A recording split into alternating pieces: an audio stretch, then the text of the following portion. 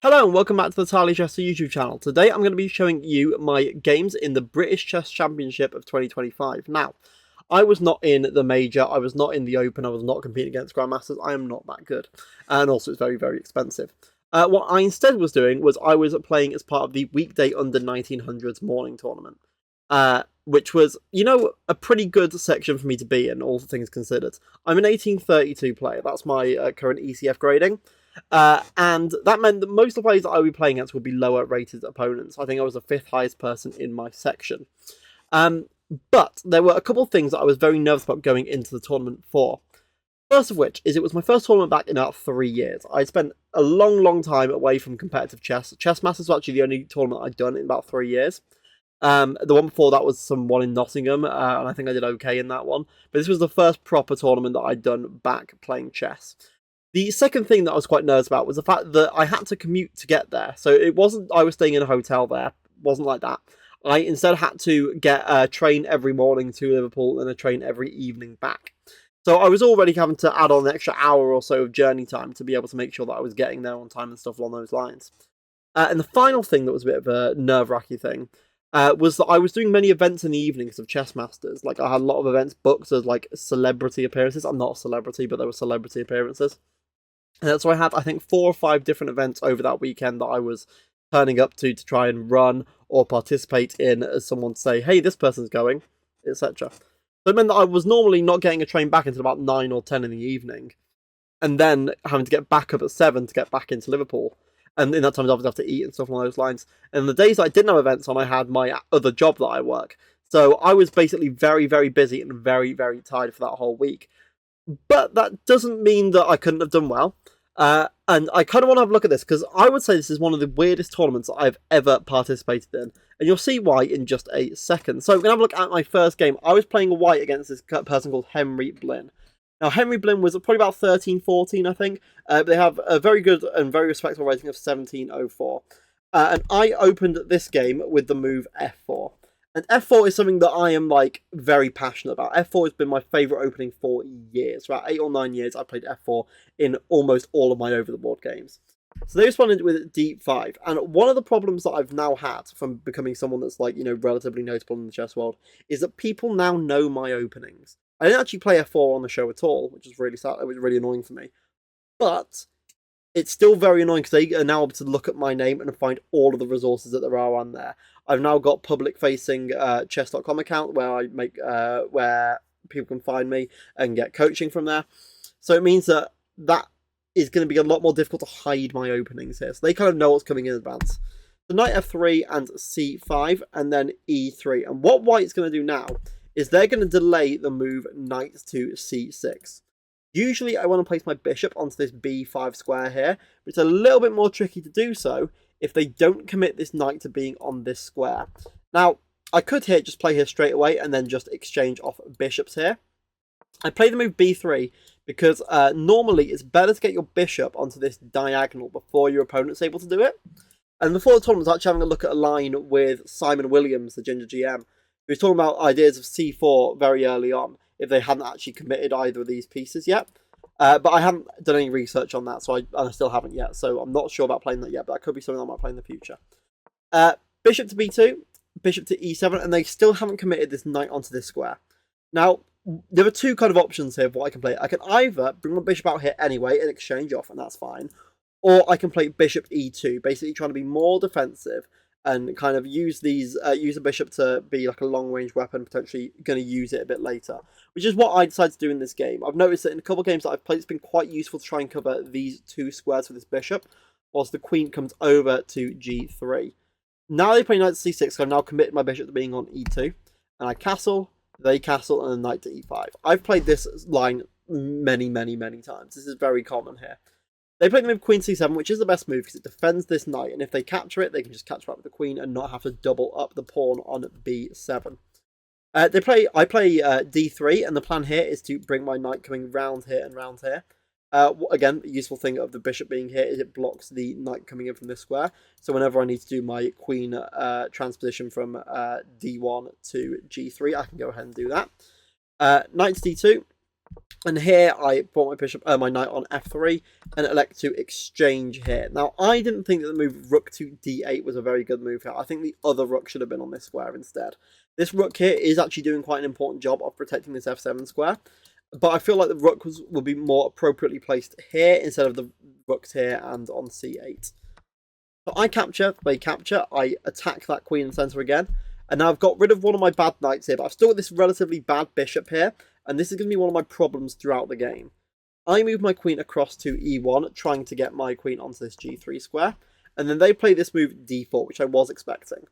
The move d4 here is very, very important because it opens up this bishop over this side here. And I feel like I've kind of got to block it in with the move e4. I did have a couple of other options though. Something like the bishop coming in down this diagonal here could have also worked. But I think I just wanted to block the position up and make sure that they had no attack going on. Another thing that I realised during the duration of this tournament, you can have a look out for this during my games, is I'm very bad, and it's something I've realised, I'm very bad at deciding when to trade pawns. I don't really get sometimes when pawns are supposed to be traded, when pawns are supposed to be left on the board, and quite often that means that I close up positions so my opponents have less going on, but then also it leads to me having less going on at the same time. So in this position, I think e4 was the correct move, but there were some other positions where maybe trading or going for a different kind of trade might have been a better idea for me. They play this move g6. The point of g6 is to try and reposition this bishop back over onto this g7 square, but I thought this could be a little bit slow and a little bit weakening of these light squares here. And obviously what I want to do as white here, now that this bishop has been blocked in here, I've got a couple of options. I can either strike at the centre with this move c3, trying to open this up, but this is another position where I decide not to try and trade pawns. Again, could be a bad decision. Instead, I'm going to go for the other option in moves time, after I've moved my queen out. I'm going to want to get my bishop back around this side at some point, though. So we'll see when that's going to happen. But for now, I've realised that there's going to be something that I have missed here. And actually, according to the engine, this is actually bad for black here. The reason I played the move rook to f2 originally was because I just want to play rook to f1 with my other rook. But they have the option of taking this pawn here, capturing, attacking my queen and my rook. This is a fork here. And then getting this position here where I'm actually a pawn down. Now, I recognise that this might have been fine according to the engine, but I didn't want to risk it. But what very much surprised me is that the position wasn't actually close at all. I was actually winning by about 1.5 points in this position. I could have also played my queen over this way and then back this way. Both work. But I was actually roughly a point up in this position, so I was actually doing much better here. But the idea of that after I played the move, it scared me. So they played the move bishop to g7, and I just moved my rook out the way, like queen out the way. So I wasn't actually in line of this threat over here. So my current ideas are playing this bishop back to c1 to get back around here, but also I'm having a look at pushing this pawn into the position. Playing the move g4, being very aggressive here. I've noticed that I've got about 4 pieces that are going to be somewhat involved in the attack to their 2 defenders. So if I can try and break apart the position here, I think I have a relatively okay chance. And I'm also going to be able to try and bring this knight back and around, hopefully. So they play the move rook to e8, and I straight away play this move g4, trying to get into their position, which is actually a good move here. G4's fine. They play b5, which I'm not sure of. I don't think they have much of an attack on this queen side here, and I think I can quite effectively just kind of ignore it. I play the move g5, and they play their knight back here. The engine earlier on was suggesting me just trying to trade this knight off with this knight. I didn't like this. I thought that they would just then move their pieces back or just get more active pieces here. I thought that wasn't a very good idea. So after captures and captures here, I've now got rid of this knight that was actually relatively close to being trapped at points. You can see that the only place I can put this knight is moving back to this f3 square. So I can't put this bishop on this diagonal, and then every other square is being blocked by some piece, especially now after the move b5. My opponent Henry here suggested playing something about knight c4 instead. So I could just try and get my knight away. And again, I didn't think this was any good. G5, the knight comes back to d7, and then I instantly just capture, and I bring my rook back over to f1 to try and help the push of f5 here, which I thought was going to be my main attacking idea. I thought it would be quite difficult to do much else, just because a lot of my pieces are all facing towards this direction here. I was having a look at moving my queen out the way and then pushing the h-pawn up. But I felt like having all my pieces kind of focused onto this square, the idea of playing f5 made a lot of sense here. Queen to e7 here, obviously trying to attack this g5 pawn here, so I can't instantly push the move f5. So instead I played bishop to c1, that move I mentioned earlier, which not only protects this pawn, which isn't that necessary, but also protects this pawn through that pawn, so I can push this whenever I want to now. And they instantly play this move f5. And I have quite a tricky decision to make here. En passant is obviously available. I can capture on this square here and open up this king side of the board. If I took with this pawn here, they're going to be able to open up this and open up this, so I don't really want that. And pushing up here also looked a bit risky because they would still open up this diagonal here and it gives them lots of threats to go for. I could have also put my bishop onto the square f3 here, offering the idea of them capturing and me just capturing back with the bishop. In the end, though, I decided to take en passant and then allow them to capture back and then me play the move f5 straight away. All I'm trying to do here is, although my king side is open, I feel like I've got enough to kind of defend my king over this side. Not like that. I've got quite a lot defending over this side, and I thought the move f5 would be really effective here because I thought that after they played a move like bishop to h4, I thought I'd have a move like f6 here. I couldn't play it straight away, though, because they'd have this, so I'd have to play it here first of all, and then play this move afterwards. But what I didn't realise is if there was an exchange here, now the move bishop to h4 comes with a different threat here. I now am going to struggle with moving this rook up to here because now they've got their queen facing towards my bishop on e2. And this was a really bad situation for me. I was able to play rook f4 because it was a counter threat here. When they played back, though, I kind of felt like I was forced to play this move f6 here. But it turns out there was actually a different move that I could have played here. Let me just quickly double check the engine, because I'm pretty sure there was a different move I could have played here. Yeah, so I could have played here, f takes g6 here.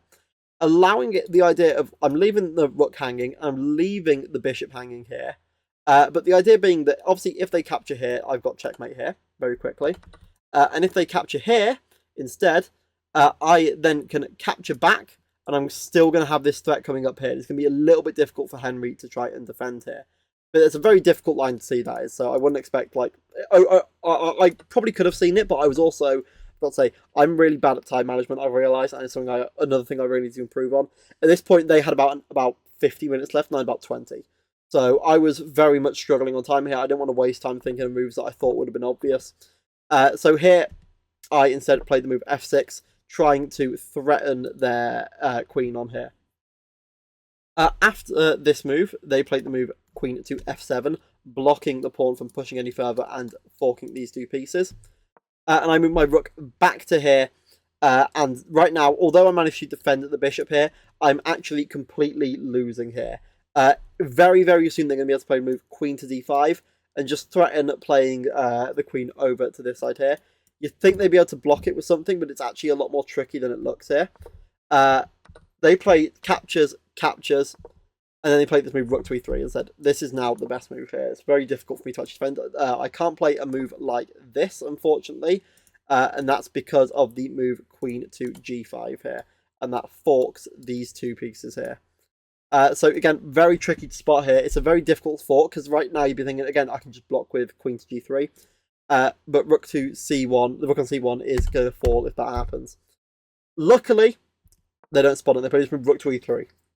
And right now, I'm feeling in a lot of trouble here. Although we're equal on points, right now, their attack is too much. My king's got no safety here. This bishop's being an absolute monster here. And I'm just trying to defend. Again, they've still got the option of playing bishop to queen to d5 here. Instead, they play rook to e8, attacking my bishop. And I'm just trying to run my king away here. And this really should be happening against someone that's 1704. I know that Henry's a kid, which normally means that their rating's a lot better than it actually shows. But I should not be losing this badly right now. They play bishop back to c8, obviously trying to bring their bishop onto this h3 square, which is what they do. And I continue just running my king over to this side of the board here, just trying to get away. What I notice now is my queen is just completely trapped if they play the move g5 here. My queen has got absolutely nowhere to move to, and this should be game over here. But they play bishop to f5, and I'm like, thank God. But g5 doesn't actually win straight away, because I have not rook to h1, but rook to g1 here, and it stops the pawn from being able to capture because it is pinned. But instead we see rook to f1, trying to get some kind of attack going on this way. They capture the pawns, they are a pawn up, I played the bishop here, and here I think they make their main mistake here of playing queen to h4, which I think is a big blunder here. They've still got a raging attack going on here. They can play a number of different moves here, but what queen to h4 does is allows me to be able to trade off here. And in this position now, we are even. There is nothing going on for black here, nothing going on for white here. Also, I thought. Here, black played this move, and then in this position, black offered a draw. And I was like, you know what? I think this is a drawing position. But according to the rules of, I think, the FIDE, it might be FIDE or ECF, I think it's probably both of them. You can't offer a draw when it's your own turn. So I told my opponent here, play your own move first, and then I'll accept the draw afterwards. And they play the move rook to e3. And without much thought, because I was like, this is a very drawn position. You can see it's 4v4 on this side, 1v1 on this side, and then just 2 rooks against each other. This is just an even end game. That's fine. We agreed to draw, and then we left, and we, finished off. When we went to go analyse the game, however, we very quickly realised that the engine had swung its analysis very heavily to white. And I was wondering, why? And I couldn't see it until I noticed I have to move rook to g1 here. The king only has one place to go to. And after that simple move, I have a checkmate on that back rank there. And I was kicking myself here. This was so silly for me not to have seen here. I honestly could not believe that I'd missed this. I had about 10 minutes left on the clock when it was in this position here to analyse it. And I didn't take it. And it's really stupid that I didn't. So one thing I learned from this is that if I'm offered a draw in a position that looks pretty much equal, and I think it is a draw, I might as well use that time up that I have remaining on the clock to have a look to see if there is a winning move, just to double check, because there's no point to waste that time basically and not be able to have a look to see if there is a winning combination here, which there was. But overall, I do think a draw in this game was a fair result. I was winning for a lot of it when I played the move g5 earlier. In this position, I was doing very well here, and my position looked very attacking. They ended up being much better when it got to the points over here, with especially the queen moves over here. They had very close mates here. And then in the end, I had a checkmate available, but I instead took the draw. So first game, it's not the best game I've played, honestly. I think I've played many better games than that. We're going to move on to my second game, which I played as black here. And again, as black, I always play e4, e6. This is the opening under the best of the French defense. And we see d4, d5, and bishop to d3. And this is where a lot of that tiredness comes in. And I know it's only the second game, and this time I wouldn't call it fatigue. It is definitely just me having to get up early and having to go somewhere after not really eating or doing anything like that. I play the move c5. And this is a line. This is one of the main lines of this position, c5 is. I don't play it though. I very consistently play knight to f6 here and bring my knight back to this d7 square. So playing the move c5 here, I'm just going into a position that I don't know. After captures, I don't know how this position works. It's very similar to like a Monte Carlo variation of the exchange, which is when they play c4. Except I'm the one that's played c5 here. And they've got the opportunity to play queen to e2 here. And I just don't know what I'm doing here. I play queen to e7 just trying to trade off. So I think trading here in a position where I don't know and as black, I think is going to be, okay. Apparently bishop to e7 is the best move, allowing them to capture this pawn here. And then I have ideas of queen here and capturing back if I want to, or I can just continue developing and get castled. But we see this long exchange here. And I'm left with this isolated queen pawn. Which basically, the point of an isolated queen pawn, as I said, it's isolated obviously, but you kind of want to push it up the board as far as it can go, really. But this bishop will block it in, so it's blocked on d3 already, and you just want to block it as far this way as you can. So I play bishop to e6 here, defending the pawn, and they played this move knight to c5 here. And I here was not feeling good here. It was only move 9. This is terrible for me. And I was already making mistakes of allowing moves like knight to c7 coming in. And I was not in a favourable position. Moves like bishop back here would allow the knight to come to this square instead, and then win this pawn. And I was considering two options here. I was considering knight to a6, which is what I played in the game, to stop this knight from coming into this square simply. Or I was thinking of giving up my right to castling and playing the move king to d7 here. And I was hoping this position would kind of get me feeling a little bit more active. I think this knight was in a little bit of a silly place to go to, and then I could continue developing my pieces. But I did think they would just be able to play bishop to f4 here to try and get that same move coming in here. And I wasn't really sure what to do. I thought I'd have to play knight to a6 anyway. And then giving up my castling rights would have looked stupid. So they played here. And then I played knight to f6 here. Because obviously they still now can't play this move. Well, they can, but it won't be, any kind of threat here. They play knight d6, and I capture and capture. And I'm not in the worst position here, but this is still bad for me. This is still not what I expect from myself when I'm entering a new chess tournament. Rook to d8. I'm just kicking their bishop out of the way. The engine here suggests knight to b8, which no human's ever playing. It wants me to try and reposition my knight over to this side. I played knight to c7 instead, and I think this knight here is actually quite a useful knight.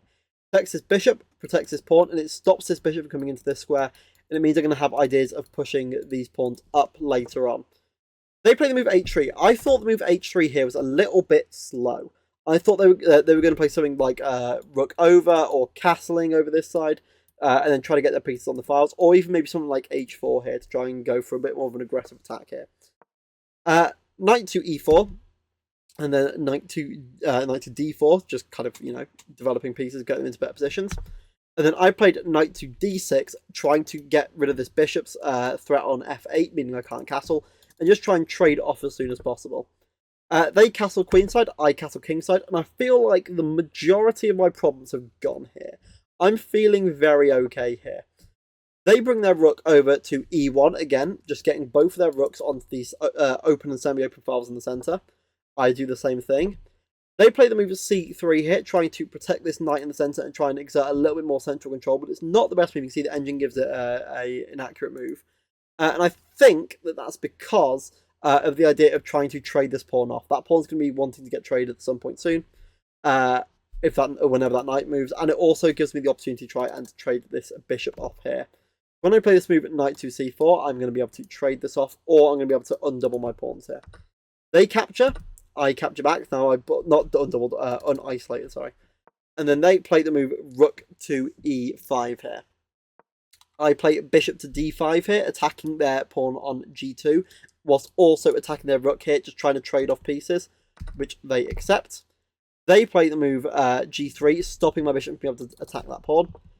I play bishop to e4 here, and the point of bishop to e4 here was, if they play the move rook to e1, I'm able to play bishop back to c6, whilst having a threat on the rook over here. So I don't think rook to e1 was probably the most accurate move. Obviously, I'd like to play it here, but they would just capture and capture. So playing here, first of all, threatening playing something like bishop d3, get myself on a nice outposted square, forces them to play over to here, and then I play back. I really like myself when I play that move. I thought it was a really nice combination there. But they played rook to e7. And here is the only time in my chess career where I made a blunder because of touch move. I've never done it before. People have done it against me, but I have never blundered because of touch move. And obviously, the idea I should be playing here is captures. And then this is just even. I've got an opposite coloured bishop endgame. I just move the bishop out of the way to somewhere, probably bishop to e4. And I'm just fine here. But instead, I think that if I play the move knight to here, it's going to force an exchange, and I'm going to get my piece in a slightly better position for when they capture. So I touch the knight here, I hold it, I hover over it, and I just go, oh no, I've messed this up. Because playing the move that I played, which was, I was going to play it initially, and it was the only move that I thought was actually okay. Knight c5 is a blunder, because of a very simple tactic here of capturing the bishop here. And the problem with this is the bishop was the one that was protecting my rook before, and if I capture the knight, the rook will capture here.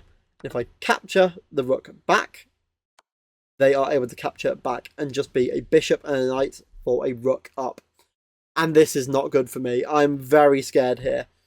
And this, again, is another position which I should be fine in, but I'm just losing.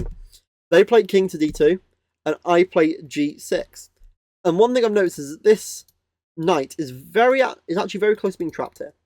It's actually only got it's got no squares it can move to other than this square on d5. So what I need to do here is stop that knight from being able to go to this square. Currently, it can't really go there at all, because if they are to play this move, I will still just attack it, and it's now pinned.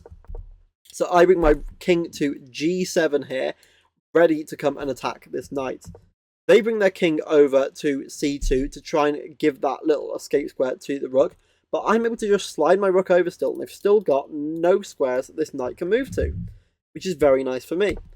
They play the move at bishop to c5, and I just continue on by attacking this knight. I make a threat that's greater than this bishop's threat here.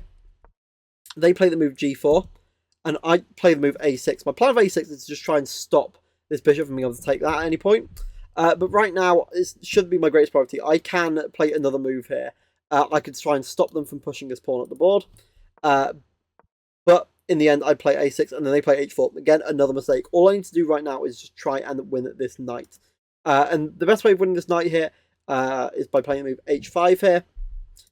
Move h5 just kind of stops any threats from going on, really. They play this move here. I have king 3-6, and this knight still has nowhere to go to, and they don't really have any threats going on here. Instead, however, I play the move... So no, I do play the move h5. I play king e6. And then after b3, I play the move b5. And again, I'm just playing this slowly. They can't do anything with their knight here. I'm still doing fine here. They play the move knight to c6 here. And here, I believed that what I could do here... Hold on, let me just go back here. I think I might miscalculate here. I think what it worked out is if they captured and then captured back, I think their knight was going to be able to get out in some way. I think they might have been able to... I'm actually going to have to check the engine because I can't exactly remember what the plan was. What was the plan here? Oh, it was a takes. And after a takes, I can't get this rook, this knight, because of this. That was it. And this position would now end up just being equal. Their king could just come in, and this will be an easily drawing game. Whereas I was actually at this point kind of going for a win. So that's why instead I played this move and then rook to d3. Because I thought this bishop and knight were slightly offside, and I was going to be able to go over here and win these pawns. But a very important detail still remains. I was on 5 minutes at this point. My opponent was on 50. Awful time management again, and I can't carry on using it as an excuse, but, you know, it was the case in this game. I need to be playing quicker. They played bishop to d4, I played rook to h3. They've played knight back to b4, and here, all I need to do is capture this pawn and let it push through. This should not be troublesome. This should be a really easy thing to do. But instead, what I think to do, which I completely regret doing, is playing rook to h2. With the idea being they're going to have to play their king back to here to try and protect this pawn. Otherwise, I'm just going to kick this knight out of the way and win it. And they do that. They could have played another move, but I thought if I just get them forced to the back rank, it's going to be another move that it's going to take for them to come back over here. I played here, and I thought they were going to have to repeat here, which I wasn't too opposed to, because remember, there's still a pawn's worth of material up. Or they're going to repeat, or they're going to have to try and come back over this way, which I thought was also winning. I forgot, though, that a3 is available. King can just move to a3. And here, I play the move a5 here. The knight comes into here, and then I capture the pawn finally. So I've taken a while to do it, and their king is now supporting their pawns over this side. Bishop to f5, and here I can still move my rook out of the way and just allow a push here. I play king to f5 though. Big mistake. I've got about 2 minutes left here, so I can't blame myself too badly. And they play the move knight to d4 here, forcing my king to come forward, and then they capture this pawn. And again, I can still here move my rook out of the way and allow myself to push up the board. But again, I still don't do it here. They play knight to d6 here, and it's better for me to try and get my king to come back and try and defend here. Or even playing king to d3 is slightly better. But playing king to e3, it doesn't really do much. They've got a fork here where they can go and win this pawn in like a move or two. Or, you can see we're both blundering quite a lot here. Or they can just try and push this pawn up the board. So I do what I think is the only thing I have left, and I capture this first and then sacrifice my rook. And I think here that I am drawing. I think that I'm okay here, and I think I'm going to get to an endgame here and be drawing. And in this position, it looks completely drawn. And if you're wanting to try and work out a tactic here, this is a tactic for white to win the game. So I'll quickly switch the board over. This is your position. White is winning here, but only with a very specific sequence of moves. Can you spot it? I'll give you time to pause the video. And the correct move here is to play c5. That's what you'd expect. Obviously, I play h4, try and continue pushing at the board. They play c6. I play h3. And you're thinking this seems like a very obvious sequence here. All you're going to do now is push the pawn up to the end. You'll both promote at the same time. No. C7 is what they played in the game, but it was actually a blunder. And the reason that it's a blunder is because once you promote, I just have a repetition of checks, and I'm just going to be able to protect my king here. If I'm able to capture this pawn, which I will be able to, a knight and a queen versus a queen and 3 pawns won't be enough to give a checkmate. So, what they actually have to do in this position is play this brilliant move, knight to e4. An incredible move here. The point being that if I was to play this move, that blocks the promotion square. If I come and attack this, they go into the corner. They are able then to promote the pawn and come back just in time to stop me from doing anything here. And they are just going to be winning this position here. If I decide to capture this knight here, after we do the same sequence of us both promoting at the same time, again, we both promote at the same time, but this long diagonal means that they can check going the whole way up the board and take this queen on h1. So the move knight to e4 is vital here, but they do not see it and they continue with c7. Another question I might have is why can't they play this move, for example, here? Oh, sorry, on this move instead. Play here right now. Doesn't work. They can bring the king back now, ignoring this threat with the knight, and still be able to get to this pawn in time before it's able to promote, and still be able to push this pawn so the knight can't protect it. Very tricky sequence of moves to see there. So after queen to c4, I capture here, and I am in a drawing position here. I just need to hold this position. It's quite easy to do so. I can just repeat moves here. I can just continue going back and forth. And there's no real other check that's going to be, very useful to them. These checks are the only ones that check the king and attack the knight. And we agree to another draw here. So I'm on 1 point out of 2 draws so far. Stephen played really well in that game as well. I think they made a couple of mistakes, especially with the knight in the endgame. And I think he should have probably taken a little bit more time. But I can't really speak because, I blundered a exchange there. So, Going on to my third game against another junior player, Arthur Can. We see f4 again, because I'm playing white, I'm always going to be playing f4. And we see a very similar start to the previous game. I'm playing the same moves, but this time, instead of them playing the move bishop out here, they play this move a6 straight away. So I can't even play my bishop out to that onto that b5 square. So I have to do the exact same setup of last time, playing e5 again, and this time they castle the king. And because they didn't protect the knight with the queen, it means I can capture this and double their pawns. I've got a slightly different position and a position that I'll have different threats to go for. I can do the same idea with the knight here and attack this pawn. And this is going to be a long-term weakness for black here. I play d3. And then I elect to play this move e4 here. Now, usually I'd be playing a move like knight here and knight here. But my worry here is they're going to start trying to play a move like bishop to here and attack down this way. Or trying to bolster a attack on this e5 square. So I thought that playing e4 straight away was something I kind of had to do. They play the move d4, and then I move my bishop back to its starting square to come back round this way here. They played the move f5, and here's another example of me not knowing when to trade instead of do something else. I could have left the tension in the position here, or I could have captured here. And I think both of those options would have been better than playing e5. And even though I actually saw both the other moves, and I saw the reason why e5 was a weak move here, because of this kind of combination here. I saw that whole thing. I still played e5 because I thought there was going to be some kind of threat here where they can now use this as an open file, or try and use something else. I don't even know what I was really looking at here. Or if I left it here, I thought they'd now get the rook active. I shouldn't have played the move e5 here, and they continue doing exactly what I said they would do: play knight b6, knight d5, and then threatening to play a move like here or here. And here I've still allowed the move knight to c3 to happen, and attacking both of these pieces here. But they don't want to do that. There's no reason for them to do that, because my pieces are terrible here. This bishop, even though bishops are generally worth more than knights, this bishop's not doing anything. Terrible. So this knight is controlling so many really interesting squares here. It's forced my bishop to do a job here of defending that e3 square. They just leave that knight there. They play the move h6 here. I try and get my bishop slightly more developed, and then they play the move g5. And my kingside, again, going to be another weakness here. They always say that f4 is always a weakness because of this diagonal over here, but it's also a weakness sometimes because of attacks like this. And when you've got this kind of time to think about your moves, it makes it a lot more difficult for you to, for me to play an opening that can surprise my opponent. Queen c1, g4 here, and my knight is being attacked. I have to move it back here. All of my pieces here are behind this rank here, which isn't good for me. They continue by playing the move h5. I played g3, just trying to kind of shore up my position, but this is not good for me. They play king to g7, a very perceptive move here of trying to get their rooks to come back over this way.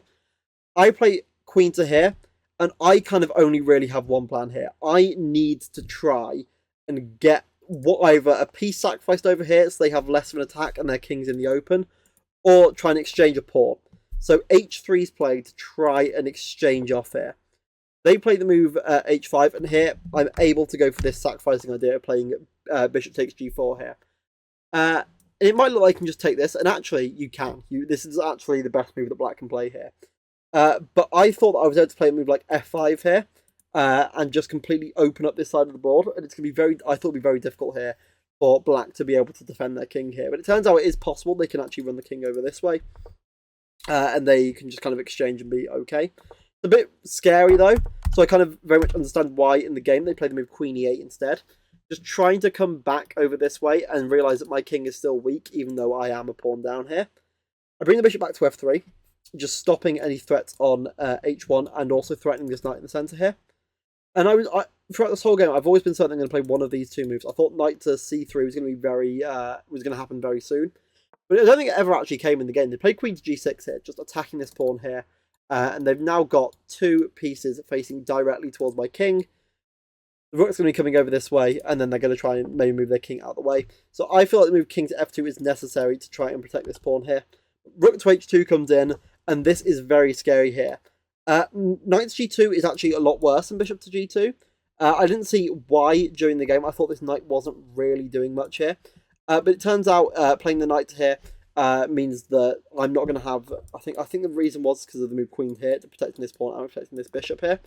So knight to g2 didn't really do too much, and that's why on this next move I kind of exchanged off and bought the queen here to protect these two pieces here. They played rook to h3 here, and then I played king to g1. And I got international master Jack Rudd to come have a look at this game. And although we were analysing it as a group, she managed to find this really interesting idea here, which was the idea of playing, I think it was bishop back to here, with the idea of basically, I can't move again here. I'm going to have to move my bishop back to here at some point. Actually, I know what it was. Sorry, it was bishop back to here first, sorry. So protect this pawn here, so the bishop can't take here. And then very slowly bring this bishop here, then here, then here, and the queen across, and the bishop over here. And during this whole sequence, I've got nothing I can do effectively. There's not much that's really going on here for me. I've got no pawn breaks that are going to work or do anything. This is just a terrible position for me. And black can go that slow. They are perfectly able to go that slow in the game. But it's a very tricky move to see, especially at the level that we are. So instead we see rook takes g3, captures, captures, captures, and captures. And I've sacrificed my queen for the fact that I have now got at least some semblance of an attack going on. I've got two rooks for their queen. And they've also got an extra pawn here, I think. No, I haven't got an extra pawn here, sorry. They've got 6 pawns to my 6 pawns. But I've still got two rooks to their queen here. My king is quite exposed here, so I've got to play moves that defend it. They play the move bishop to queen to e2, which attacks both the knight and the bishop. And I play bishop to a5 here, taking that pawn and trying to attack down this side here. They capture this pawn, and I bring my rook over to g1 here. They play the move c3 here, trying to open up this side of the board. I play the king back to try and stop this from being pinned. And they play queen to f2. And here, again, I am convinced here that this is going to be a draw here. After knight to e1 to attack the king, it's a discovered check. After they move their king out the way, I'm thinking play here. Sorry, not play here. Play here. And repeat the moves. I offered a draw here because I thought just repeat the moves, repeat the moves. They can't actually try and get back this way, because what happens is they play over here. I will play over here. And they're going to have a very difficult time with their king here. You also have a couple of other options here. I think you've got to play here, but the king is now in a very tricky position. It's actually almost getting checkmated here as well. All it would need would be a rook on this file to give a checkmate.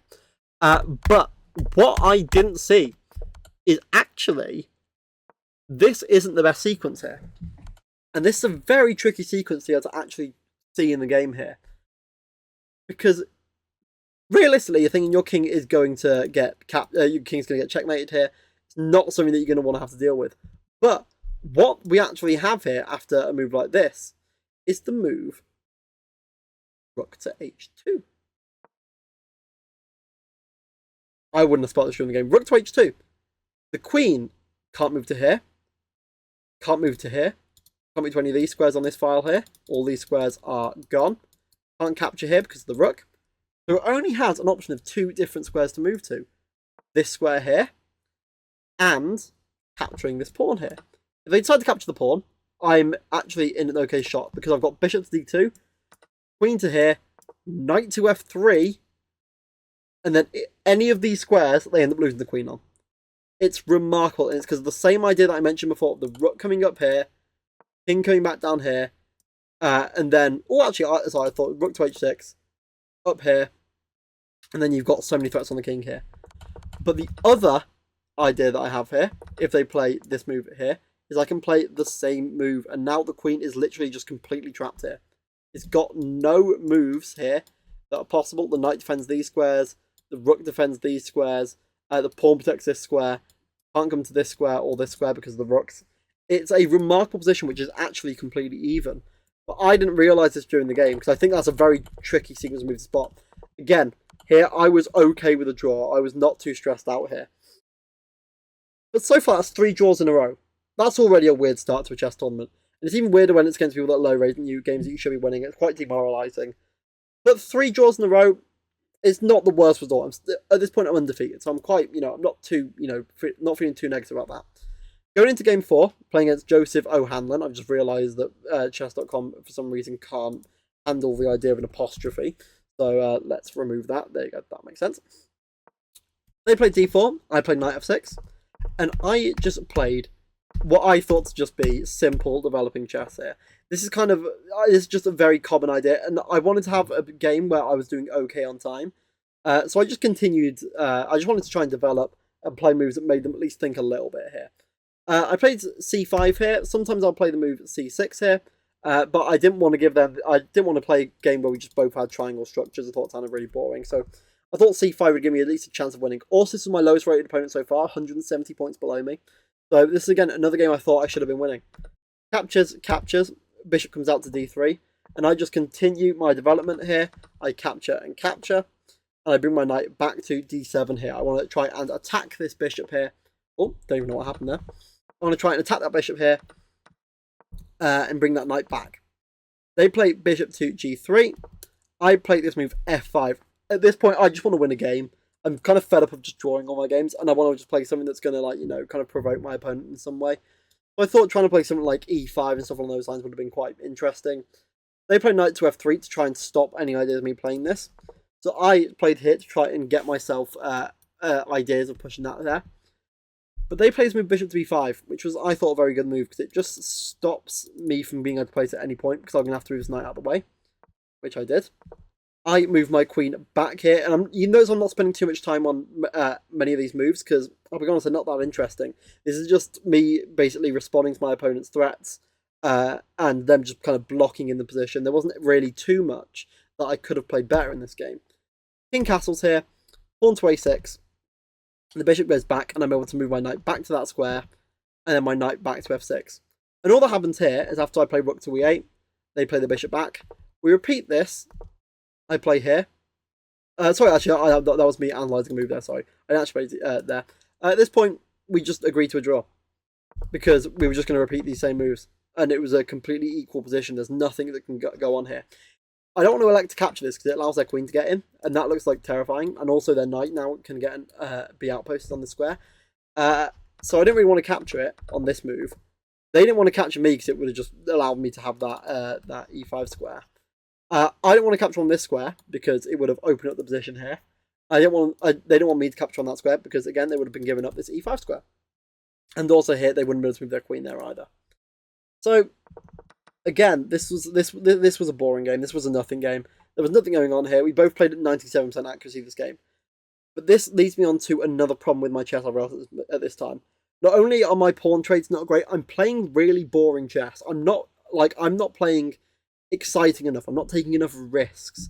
I won't, if I think a move has any kind of problems with it, I won't play it. And I quite often think that all the moves I'm playing are the only moves in the position.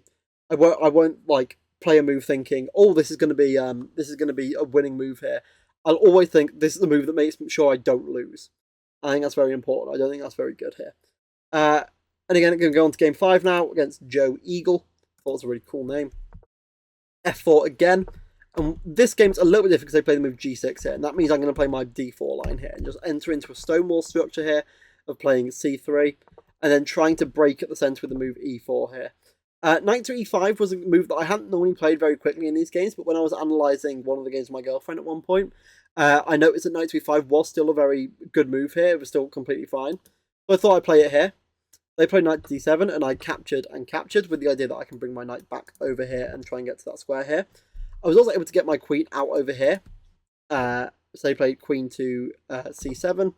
And then I play the move G4. Again, I just want something that isn't a draw. I'm basically dying for something that isn't a draw here. They play rook to E8. And I'm just going to be trying to push my pieces over this side of the board in some kind of way. So queen to G3 is trying to allow these moves kind of here. And it also stops the idea of them playing E5 themselves. Knight to F6, I push my pawn to here. Once they play the knight to here, I move my queen out of the way. And I could have decided to just exchange off here. But my idea here was I wanted to try and get my pieces facing towards this side of the board here. And I thought it was going to be quite difficult for them to defend it because this knight wasn't able to move back to this square. And pushing this pawn was going to be a little bit risky because I'd have en passant here. They played queen to D7. I played rook to F3, trying to complete the same idea that I was talking about before.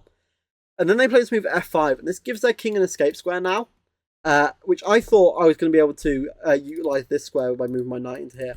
We both have the same kind of position here, where their knight's in this square. I can move my knight into here at any point. But I keep thinking that taking here is going to end up in bad positions for me. Again, another issue with my trading here. If I capture here, I keep thinking that the queen's going to come try and get in this way. And if they capture back this way, sorry, I didn't think they were going to capture this way. I think that would have been bad there. So I just don't take it. I just continue on developing. You might notice that this bishop has been trapped in this whole game. But I finally managed to get the bishop off its starting square. I move my rook over to E1 here, which the engine doesn't like here because it stops the protection of this A2 square. But I just wanted to get my rook doing something that wasn't just stuck in the corner. The queen comes back here, just trying to get to that A4 square. I play the move A3 here. And again, I can't see a way of me getting through. I've got nothing going on here. They've managed to completely block up this with the move rook to H8. And they can't. I don't have any threats here. We've got a very, very close position. You might notice that all of my pawns here are on light squares here.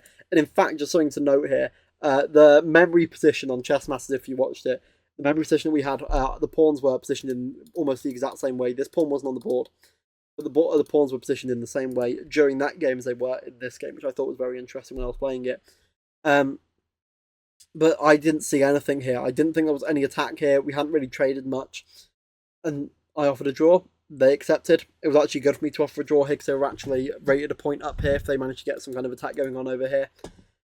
And now that's 5 games in a row of just draws. Nothing else. And that's not great. If I'm playing against people that are that are significantly lower rated than me, it shouldn't be a situation where I can only draw every game I play. I mean, I haven't lost. I mean, I'm not complaining too much because, you know, going into a chess tournament not losing a single game, that's impressive. But not winning one either, it's not exactly, you know, brilliant for the mental psyche. But I've got the last game to turn it around. Can I win or lose in the final game instead of just getting another draw? Let's have a look. E4, E6, D4, D5, Knight to D2. This is the... Have I got the name of it? I've completely forgot the name of this opening. How have I forgot? I play it myself. It's completely gone from my head. I cannot believe that's gone from my head. I know Knight to F6 is the classical variation of it, but somehow some way I've managed to forget the name of this opening. I was going to say Steinitz. It's not Steinitz. You know what? It'll come to me in like the latter half of this video.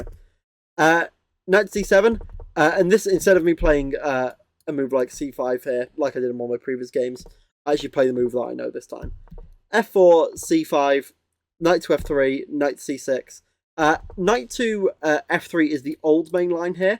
More recently, it's been more popular to play knight to e2 and knight to f3. I think that variation was played in one of the World Championship games this year. I think, I can't remember who was playing white and who was playing black. But this idea was played, and then we had like a big pyramid Christmas tree, I don't know what you want to call it, going on here of pawns. I can't remember who won that game. But yeah, so we see knight to c6, c3, and then the queen coming out here. Normally the queen isn't committed out this early, and normally you kind of develop your other pieces first. The bishop here, pawn here. But at this point, I was just trying to, come up with some idea. I wanted to play a move like c4 here, stop the idea of their bishop from being able to come onto the d3 square, so I left that pawn here. After they played e2, I castled, and then played the move f6, trying to open up the position. This is a very common idea. It's one of the two pawn breaks in this opening. We see captures, captures, captures, captures, captures, captures, many captures here. And this leaves me with 2 center pawns versus their 3 pawns over here. And I see this pawn structure all the time in these kind of games. So I play bishop to d8 here. They get out of this pin here and make sure that my queen is no longer attacking that square. I, again, exchange. Thinking here, they are going to capture back with the pawn, allowing their queen to stay on the board and try and go for some kind of attack here. I know that it would mean that these doubled up, but if they took the queen, they'd be doubled up anyway because of this. So I thought they were going to catch back with the pawn, but they didn't. They captured back the queen. I captured, and I thought here, they've got an isolated pawn here. They've got 2 bishops for my knight and bishop, but I've got more active pieces here. I've got ideas here. The rook can come over to here. They need the bishop here to stop my rook from coming in here, which I think is the only move. And I play this move knight to here, which looks odd. And the reason I played it is I thought it was the only move I could really play. And I think it really is. Because capture, what I do is like isolate and double my own pawns here. It gives me a pass pawn. It gives me something I can kind of aim for. And it means that I can bring my rook over, bring this rook to attack. I've got different ideas here. I can also bring my rook up over this way now. Just an option. But I bring my rook to c4 to attack that pawn here, forcing him to go and defend it. I double up. I've got another threat here. Also, the thing about these is they're on light squares. And they've got a dark square bishop, so they're going to find it very difficult to defend.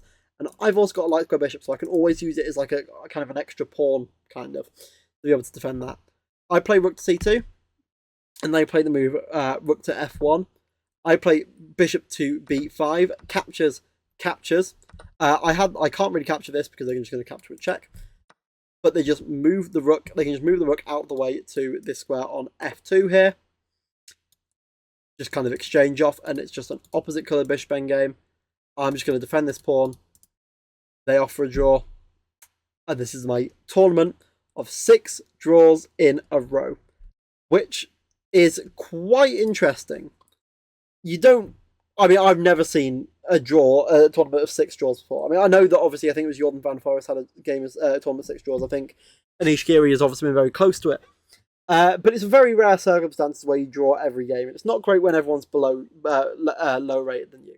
If it was a tournament if everyone was high rated, I'd be chuffed to bits for this result. But it's not really the case. The first 3 games, there were opportunities in each of them for me to be able to win. At least, especially the first and third. The last 3 games, I played really accurately. I played at 97, 90, and 95% accuracy. But that means I didn't take enough risks in the game. I could have taken more risks and tried to play better. But I didn't. And what I've learned from this tournament is a couple of different things. First of all, surprise openings are quite difficult to make work if you are quite well known. People can look at my openings, they know what to play. It's relatively easy. Something else I need to work on is trading pawns, trading pieces, and trying not to play boring chess. I need to take the risks. I should allow myself to play a move that's very slightly worse if it can lead to more interesting and dynamic positions that can potentially get wins for me. Because drawing these games is, not great for me. There's a couple of other things, obviously, that I've learned from this. One thing I really want to do is not do any tournaments I'm also working in. It's too much stress, too much pressure. and I just get far too tired while working them. So I think if I had more time to sleep in some of those before some of those games, I might have played a little bit better. But I think realistically, the most important thing there is I need to be playing more exciting chess. I need to be looking at my own trades, and I need to make sure that I'm sleeping properly and getting prepared for these tournaments properly before I go into them to play them. But for now, that is everything. Thank you very much for watching today's video. I hope you do like it. If you haven't yet, I'm trying to reach 100 subscribers for my birthday on September 8th. So please like and subscribe. It would mean a lot to me if you would do so. And I will see you in the next video.